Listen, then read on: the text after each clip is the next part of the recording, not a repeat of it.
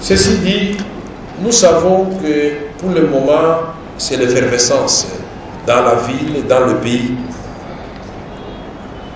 La première application de l'accord, c'était l'ouverture qui avait été faite aux amis qui n'avaient pas accepté de venir pour des raisons qui leur étaient propres de venir à la cité de l'OIA. Le président de la République a chargé la CENCO de les contacter et nous avons échangé avec la CENCO et nous avons constaté que la CENCO s'est butée sur un mur d'incompréhension ou tout au moins à des propositions irréalistes de la part de nos amis du Rassemblement. Parce que quand ils disent que le 19 décembre à minuit, Kabila cesse d'être président de la République, sans élection, et que le lendemain, le 20 décembre, le président Etienne Tshisekedi devient président, toujours sans élection, nous sommes dans quel type de démocratie? Moi, je dis que c'est la jungle. Et donc, nous allons encore une fois de plus inviter nos amis au bon sentiment, à la raison, pour qu'ensemble on sauve le pays. D'aucuns pensent que nous sommes allés au dialogue parce que nous avions reçu promesse du président de la République de devenir Premier ministre, où nous avons reçu l'argent. Non, rien de tout cela. Nous savons que beaucoup d'entre vous le souhaitent, que vos prières soient entendues. Mais en ce qui nous concerne, nous aurons posé un acte historique. Et nous sommes en politique, nous savons que tout est possible en politique. Même quand on vous a promis quelque chose, tant que ce n'est pas réalisé, demeurez sceptique. Comme qui dirait, les engagements en politique ou les promesses n'engagent que ceux qui y croient. Nous sommes des politiciens, nous avons connu beaucoup de coups dans la vie, mais nous avons la capacité de nous refaire. Et je voudrais donc vous dire, du haut de cette tribune, que nous allons continuer à lutter aux côtés de notre peuple. Nous allons œuvrer pour que désormais ça ne soit pas des discours. Tout celui qui sera là, on va empêcher que ce soit des discours de macroéconomie. Non. Nous voulons cette fois-ci qu'on nous parle des discours réellement d'amélioration des salaires des fonctionnaires, des militaires, des policiers, des infirmiers. Nous voulons qu'on nous parle de la lutte contre l'inflation, mais avec ses effets. C'est-à-dire le prix des cartons de bio aura réellement diminué, le prix du sac de possède de manioc a diminué. On ne nous vend plus l'huile dans des petits sachets qui traduisent réellement la misère de notre peuple. Je voudrais, avec les chefs de confession religieuse et mes collègues, le président de la CENI, dont je salue la technicité et l'assiduité au travail, nul n'est prophète chez soi. Je voudrais aussi saluer mon grand frère, Chio Kitundu, et ensemble souhaitons la bonne chance à notre pays. C'est le plus important. Le reste, c'est Dieu qui fait droit à chacun de nous. Je vous remercie.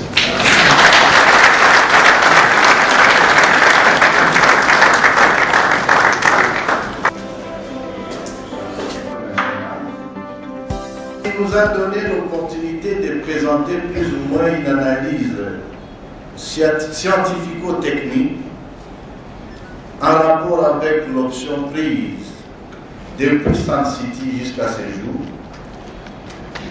en termes de notre système électoral. Cette analyse, nous espérons qu'elle permettra d'ouvrir un débat national,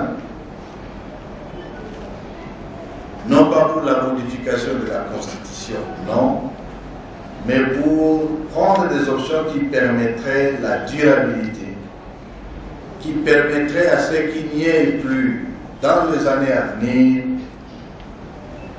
la question des délais constitutionnels en souffrance. On va remercier les chefs des confessions religieuses regroupés au sein de ma cible pour cette belle initiative de la journée d'appropriation de l'accord global, l'accord politique ici des travaux de la Cité de l'Union africaine. Mon propos, tout en tenant compte des objectifs qui se sont fixés les organisateurs, va s'articuler autour de 4 points. Nous allons faire un bref aperçu historique. Nous allons vous donner les résultats du dialogue. Nous allons parler des engagements et nous terminerons par les recommandations. En ce qui concerne les rappels historiques, vous devez savoir que notre pays, en principe, conformément à la Constitution, devait organiser les élections dans le délai constitutionnel, c'est-à-dire le 20 septembre et non le 19 septembre.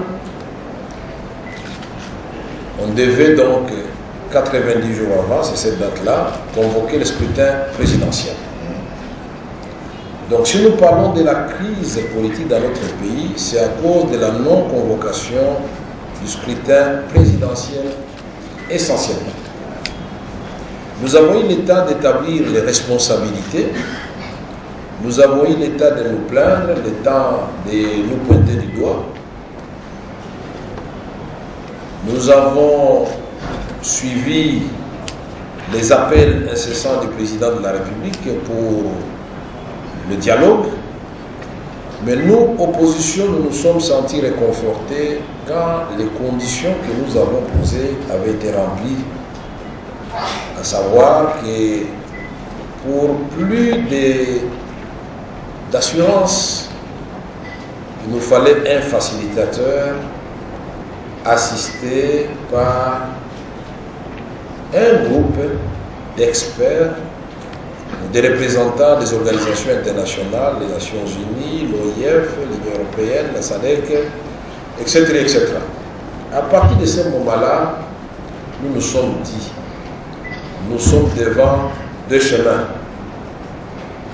Le premier chemin, c'est celui que nous ne cessions de répéter, que le 19 décembre 2016 à minuit, tout doit s'arrêter puisqu'on n'aura pas organisé les élections.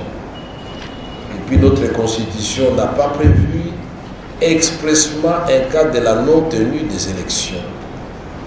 Mais en même temps, nous serons devant une difficulté puisque l'article 64, auquel on devait recourir, a 2 alinéas. S'il est demandé à chaque Congolais, au groupe de Congolais, de faire échec à toute personne qui veut exercer le pouvoir en violation de la Constitution, le même article interdit à tout Congolais, au groupe de Congolais, de s'accaparer le pouvoir en dehors des élections. Donc vous comprenez très bien que nous devions nous retrouver devant les chaos. On pouvait demander à la rue de s'échauffer, on pouvait faire des marches jusqu'à peut-être à obliger l'actuel président de la République de partir. Mais ce qui allait le faire partir, c'est-à-dire nous et la population, nous n'avions pas la certitude sur le plan constitutionnel que nous allons contrôler la situation. N'importe quel aventurier pouvait surgir pour autant qu'il ait les armes et dire « fini, c'est moi ». Et nous fondons si les leçons de notre histoire lointaine et récente. Nous avons vu quand le président Kasavubu était en train de tergiverser sur la question de Kimba, Tchombe. Le président Mobutu a surgi pour dire les politiciens, vous faites trop de bruit pour établir l'ordre dans le pays. Je mets le président Kasavubu de côté. Je suspends la Constitution pour quelques jours et il s'est fait président de la République. En 1967, il crée les MPR. Il avait dit que 2 autres partis politiques ou plusieurs allaient être créés. Et finalement, nous allons assister au parti-État, donc dictature pendant 32 ans. Très récemment, quand le président Étienne Tshisekedi et le président Mobutu étaient en train de s'empoigner avec l'aide de la jeunesse, à ce moment-là, j'étais président de la Ligue des jeunes de Littoral, je sais de quoi je parle. Nous étions convaincus que nous allions prendre le pouvoir au président Mobutu. Et même quand il nous les donnait, notre chef le refusait lui-même.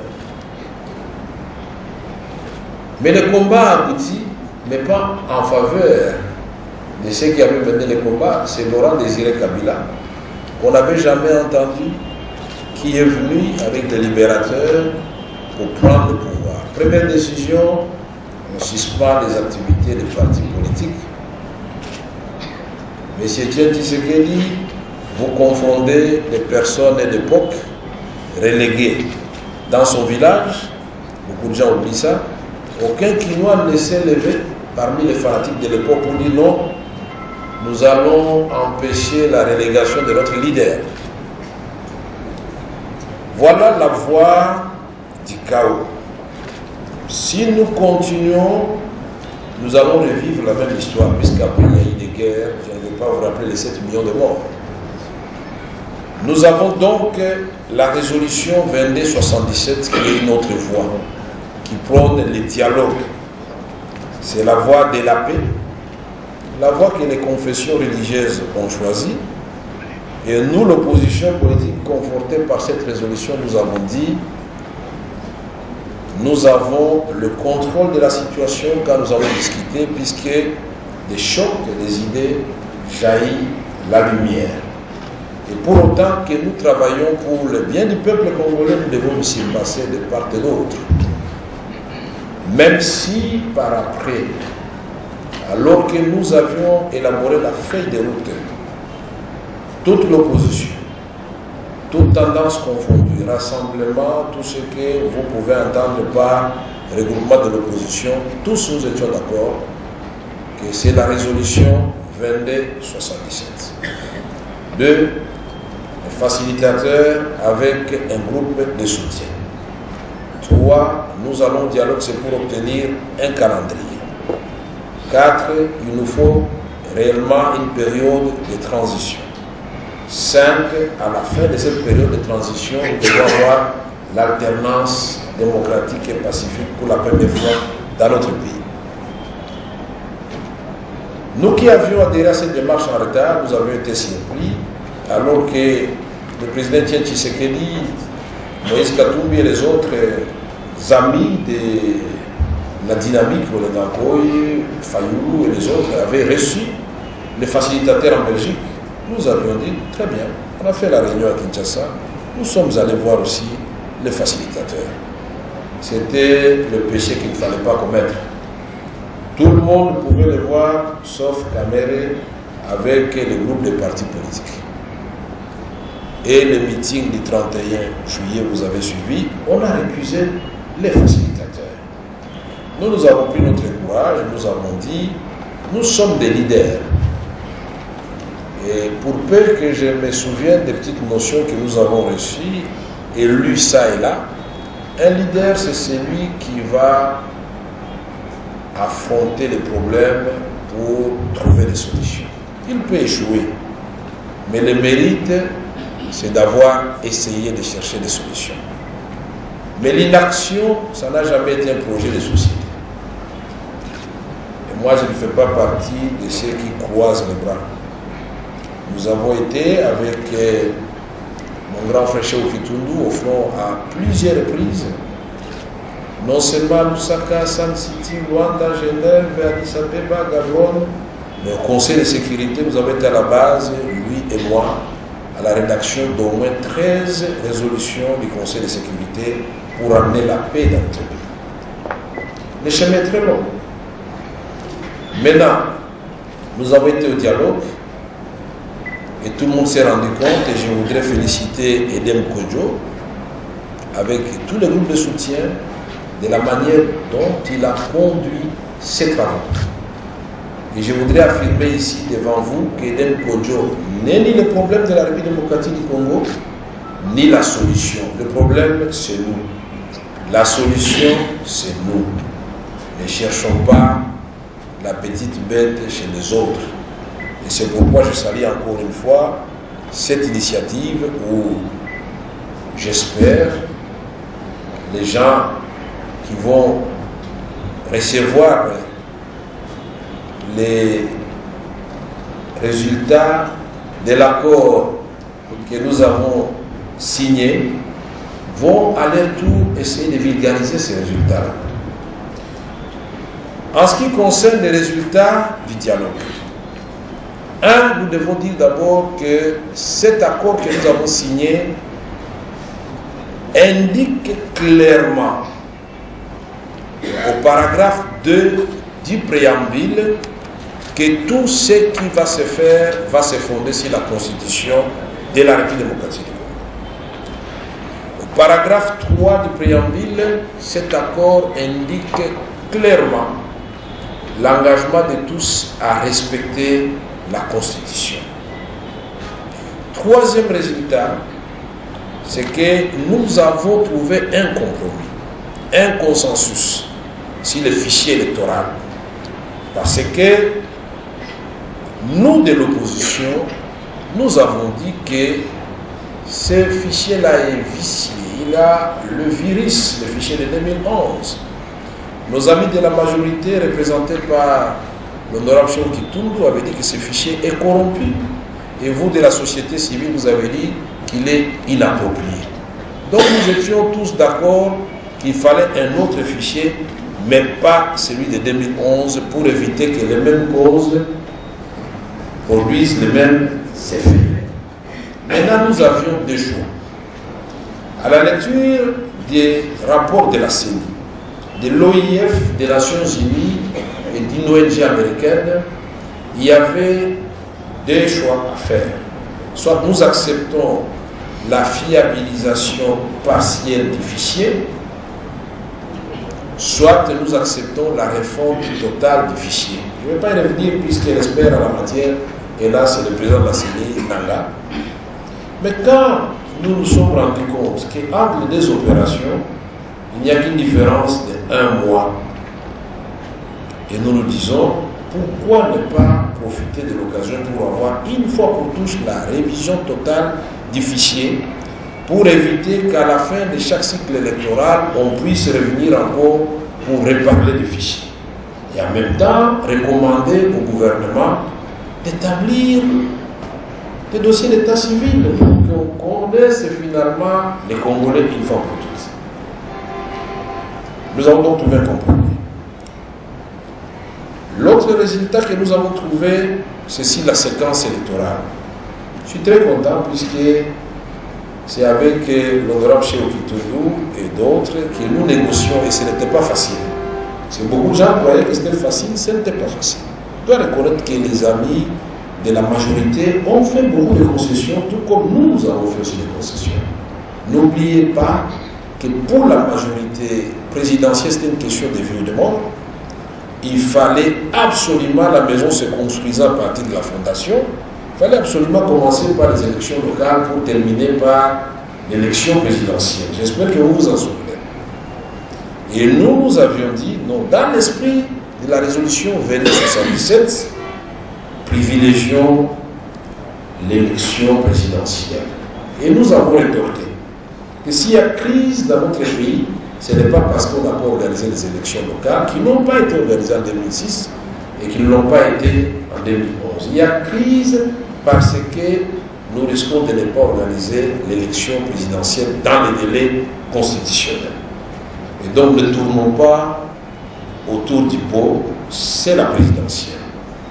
Finalement, nous ne pouvions pas imposer notre point de vue à 100%. Les autres ont dit, s'il en est ainsi, alors nous faisons une séquence électorale où nous allons non seulement faire la présidentielle, le même jour, les législatives nationales et les législatives provinciales.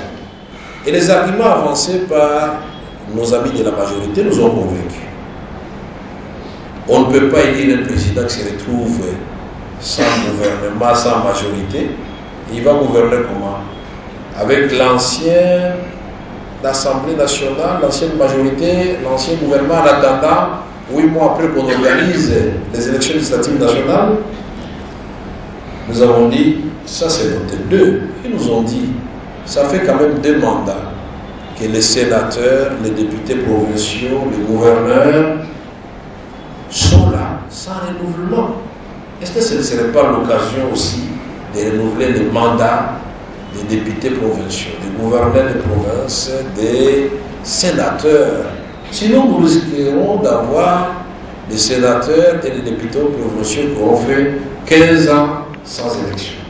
Parce que tout le monde se focalise seulement sur le président de la République. Et j'ai suivi dans son message à la nation, le président de la République a dit que la Constitution doit être respectée, appliquée dans toutes ses dispositions. Il n'y a pas de petites et grandes dispositions. Il y a des dispositions qui, si elles ne sont pas appliquées, peuvent amener la crise. C'était le cas de l'article 73. L'autre résultat que nous avons obtenu, c'est le calendrier électoral. Souvenez-vous que quand la CENI avait donné un calendrier partiel, nous l'avons rejeté. Quand il a donné un calendrier plus que global, nous l'avons rejeté partiellement. Nous avons retenu la date du 20 septembre 2016. Nous avons retenu la date du 27 novembre 2016, la date du 19 décembre 2016 et la date du 20 décembre 2016. Nous avons retenu des dates qui nous arrangeaient. Mais nous ne savions pas que nous tombions dans un piège d'usure. Puisque plus le temps passait, plus l'organisation des élections dans les délais devenait impossible. On ne va pas réécrire l'histoire, mais je voudrais quand même rendre hommage à M. l'abbé Malou, qui avait été incompris à ce moment-là, puisque si nous tous nous avions dit allons-y, puisque nous connaissons la date de l'alternance, allons-y, accélérons la machine, faisons les élections, je pense que nous n'aurions pas eu besoin d'un dialogue. Ce n'est pas une confession que je fais, je ne fais que lire l'histoire de façon honnête. Donc nous avons le calendrier, mais avec, comme l'a dit, quand j'arrivais, j'ai entendu le mot repère. C'est comme si le président de la CENI a lu mon document.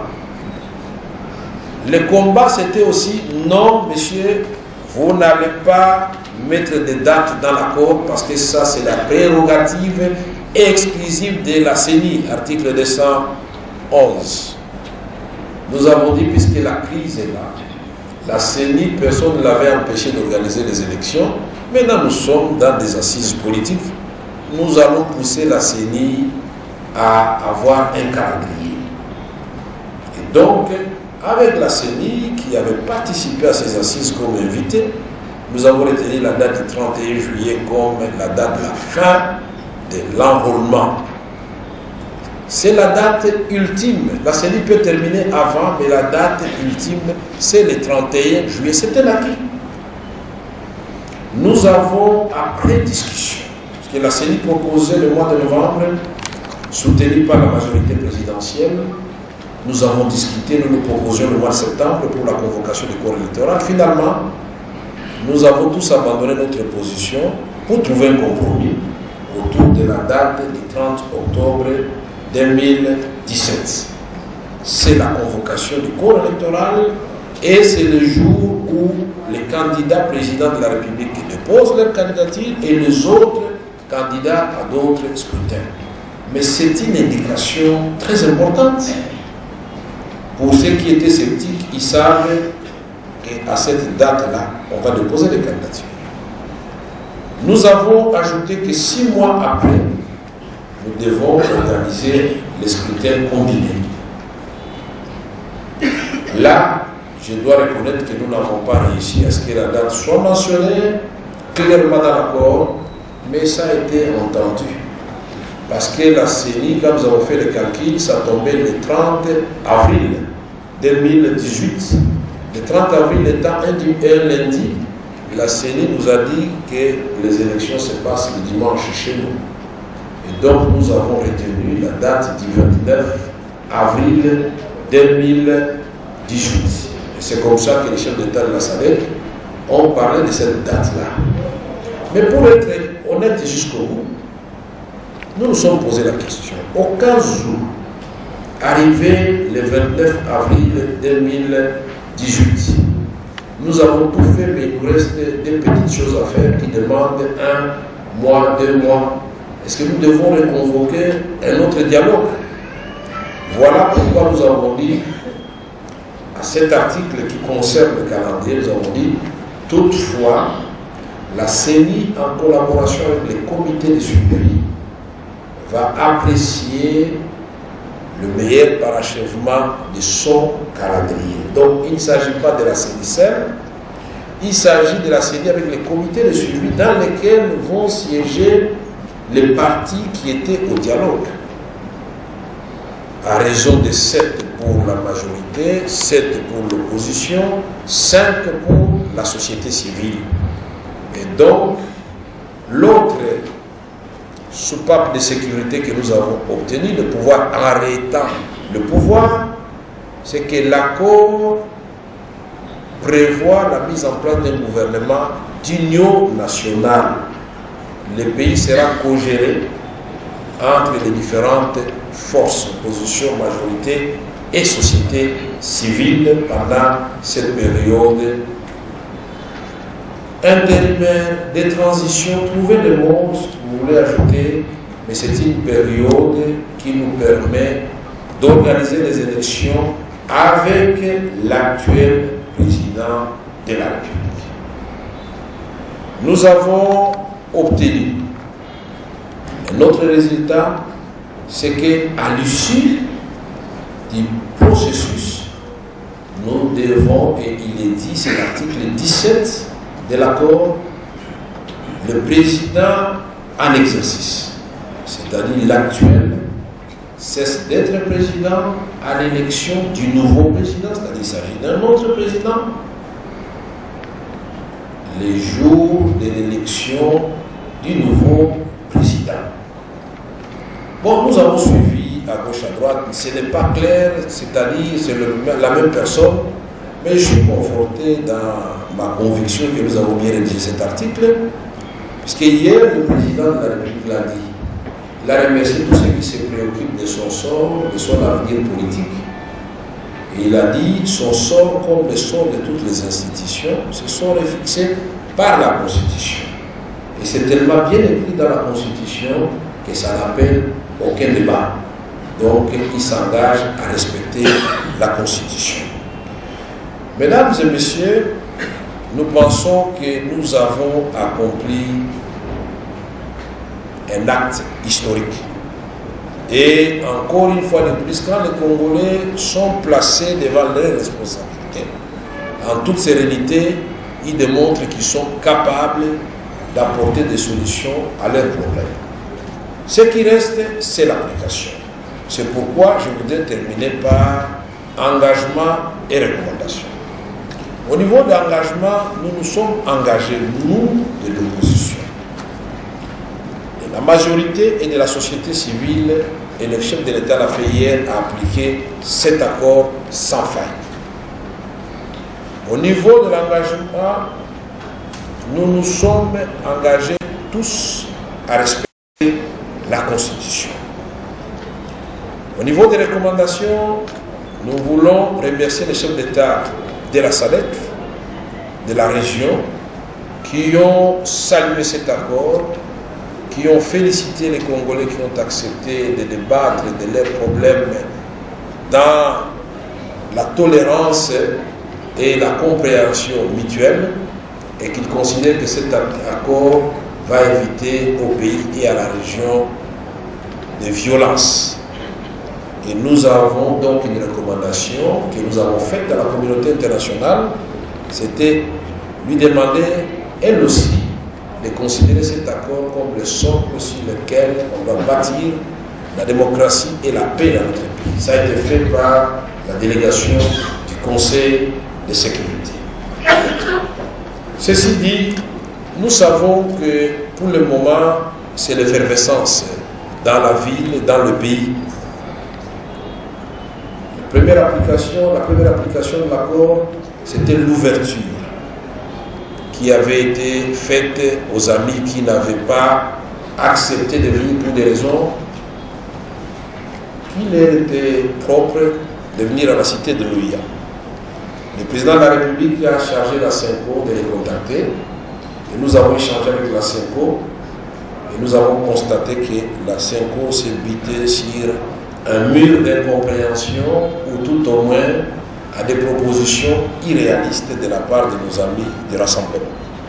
Puisque quand ils disent que le 19 décembre à minuit, Kabila cesse d'être président de la République, sans élection, et que le lendemain, le 20 décembre, le président Etienne Tshisekedi devient président, toujours sans élection, nous sommes dans quel type de démocratie? Moi, je dis que c'est la jungle. Et donc, nous allons encore une fois de plus inviter nos amis au bon sentiment, à la raison, pour qu'ensemble on sauve le pays. D'aucuns pensent que nous sommes allés au dialogue parce que nous avions reçu promesse du président de la République de devenir Premier ministre, où nous avons reçu l'argent. Non, rien de tout cela. Nous savons que beaucoup d'entre vous le souhaitent, que vos prières soient entendues. Mais en ce qui nous concerne, nous aurons posé un acte historique. Et nous sommes en politique, nous savons que tout est possible en politique. Même quand on vous a promis quelque chose, tant que ce n'est pas réalisé, demeurez sceptique. Comme qui dirait, les engagements en politique ou les promesses n'engagent que ceux qui y croient.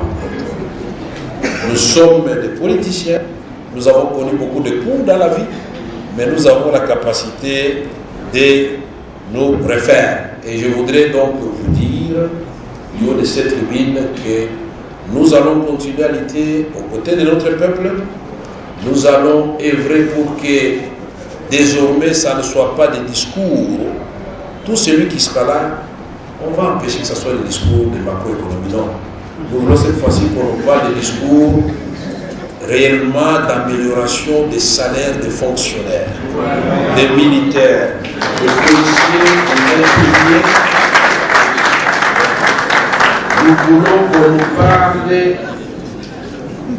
de la lutte contre l'inflation, mais avec ses effets. C'est-à-dire le prix des cartons de pioli aura réellement diminué, le prix du sac de possède de manioc a diminué. On ne nous vend plus l'huile dans des petits sachets qui traduisent réellement la misère de notre peuple. Je voudrais, avec les chefs de confession religieuse et mes collègues, le président de la CENI, dont je salue la technicité et l'assiduité au travail, nul n'est prophète chez soi. Je voudrais aussi saluer mon grand frère, Chio Kitundu, et ensemble souhaitons la bonne chance à notre pays. C'est le plus important. Le reste, c'est Dieu qui fait droit à chacun de nous. Je vous remercie.